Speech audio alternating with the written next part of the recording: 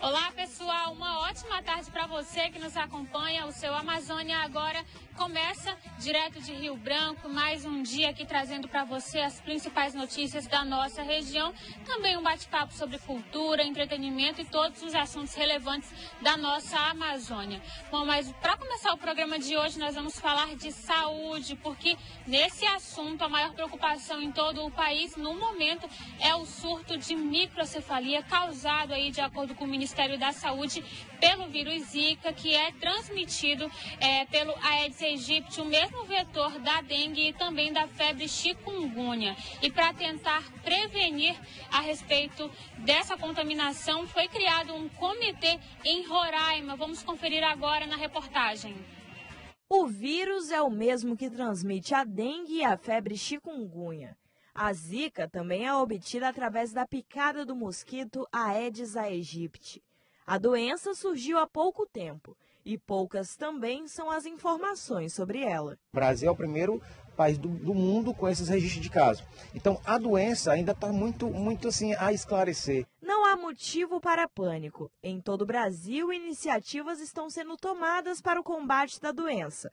Em Roraima, foi através da criação de um comitê. Então, para que a gente não espere que aconteça o problema, nós já estamos tomando ações de medidas preventivas. Então, esse comitê discute dentro da saúde e dentro de outros órgãos afins, tipo a área ambiental, defesa civil, exército, tudo isso a gente vai estar convocando para estar nos auxiliando também.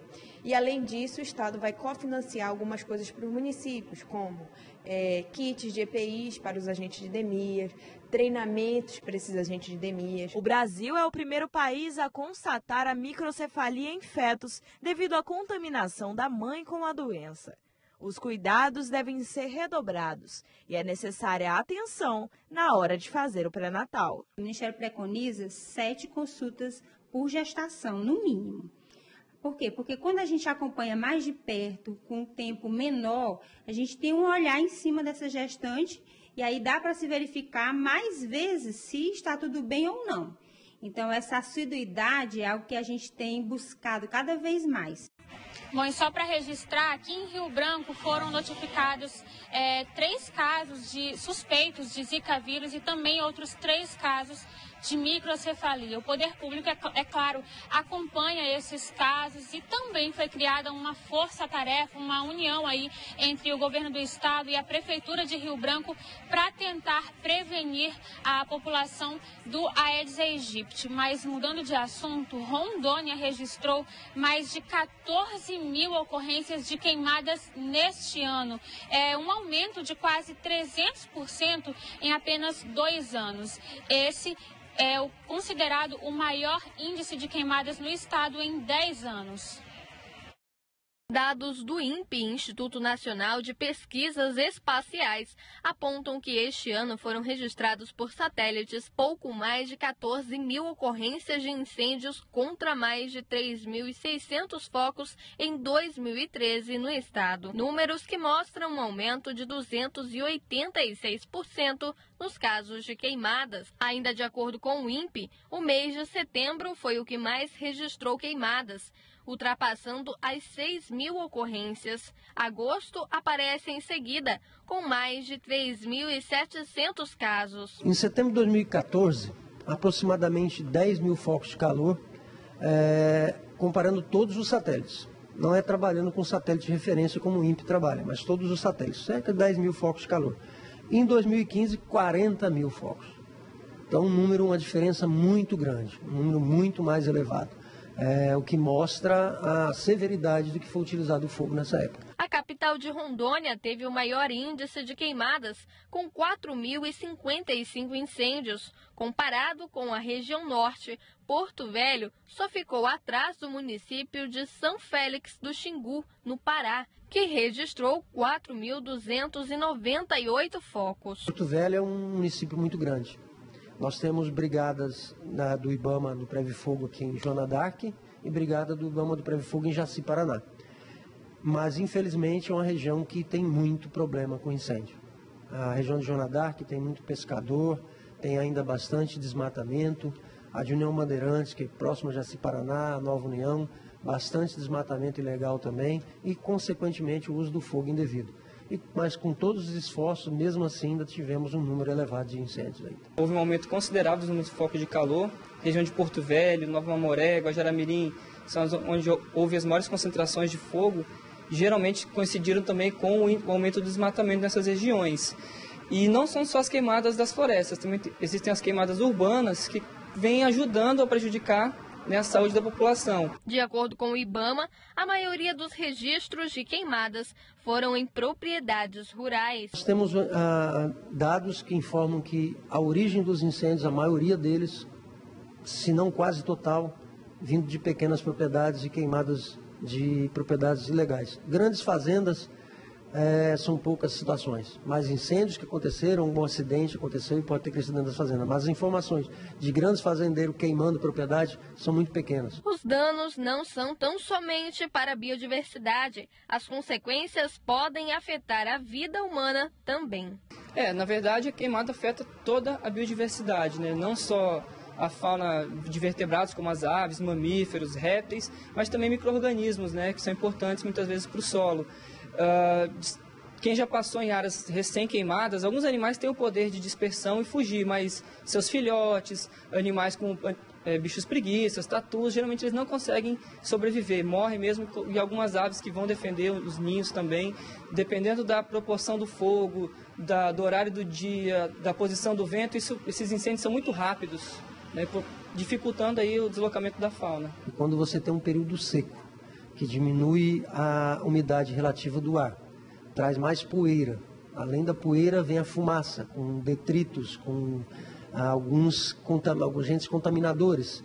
As crianças, os mais idosos sentem com certeza infecções da garganta, laringite, faringite, e acaba assoberbando mais ainda, trazendo mais problemas para a saúde e, consequentemente, mais problemas para o resto da população que estava sendo atendido numa situação normal, acaba sendo atendido numa situação mais grave. Para auxiliar no combate dos focos de incêndio nas áreas mais afetadas do estado, foram contratados 150 brigadistas e realizadas quase 500 operações de combate de focos de queimadas de julho a outubro deste ano. Um exemplo foi a operação que ocorreu na reserva indígena Tenharim, que envolveu brigadistas indígenas. Uma descarga elétrica numa região isolada, foi detectado rapidamente, foi mobilizado o pessoal do IBAMA, a brigada dos Tenharim Marmelo, que nós temos contratada lá desde o mês de junho, movimentado helicóptero, toda uma equipe daqui da coordenação, e conseguimos segurar incêndio em cerca de 5 a 6 dias ele já estava controlado e com 8 dias estava extinto. Para diminuir os números alarmantes de queimadas nos próximos anos,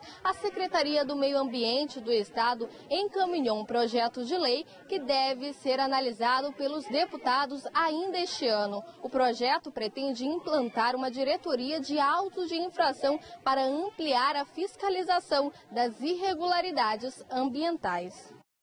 Já no interior do Amazonas, a Operação São Joaquim levou atendimentos médicos e odontológicos a comunidades isoladas.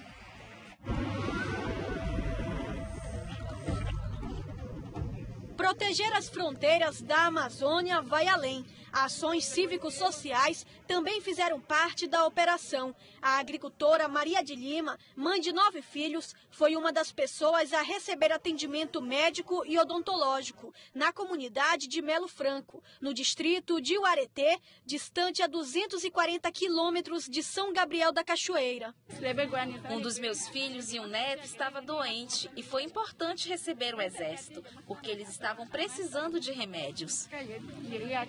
O líder comunitário fala sobre as dificuldades enfrentadas pelas famílias. Às vezes, né? Gripado, com diarreia, dor de barriga. Isso que acontece aqui na comunidade. Quando está doente, se procura né, agente de saúde, né? Quando chega lá, não tem remédio também para dar aos pacientes. Sem remédio, faz nada mesmo, né? A localidade é habitada por 5 famílias da etnia tucano e dessana. Além dos serviços odontológicos, orientações sobre higiene bucal, distribuição de creme dental, escova de dente e vacinação fizeram parte das atividades. Também realizadas em Querari, onde fica o 2º Pelotão Especial de Fronteira, responsável por uma das regiões do país mais próximas ao bloco oriental das Forças Armadas Revolucionárias da Colômbia. Todo mundo assim, ó, devagar, não precisa força não. Elas são primordiais porque em algumas comunidades é a única assistência médico-odontológica que lá eles têm. É um povo bem isolado, bem carente, bem necessitado dessa assistência. Do outro lado, já em solo colombiano e às margens do rio Querari, oficiais generais dos exércitos oficializaram a união através do aperto de mão. Nossa intenção é compartilhar nossa experiência para que possamos ficar mais atentos para enfrentar os crimes e evitar que se estenda aos nossos rios. Que este fenômeno não se extienda na região. Os ganhos são muitos. Primeiro, nós estamos conhecendo um pouco mais do Exército colombiano, aprendendo um pouco da doutrina do Exército colombiano. Com isso, nós estamos tendo uma doutrina de combate, uma uniformidade de combate a esses guerrilheiros e ao crime organizado. Em torno de 1000 comunidades indígenas estão dentro da área de responsabilidade do 2º Batalhão de Brigada de Infantaria de Selva. Ao todo, 9 comunidades receberam as ações inseridas na programação da Operação São Joaquim, a qual tem o objetivo principal combater os crimes transfronteiriços, em busca de garantir uma Amazônia brasileira e colombiana mais protegida.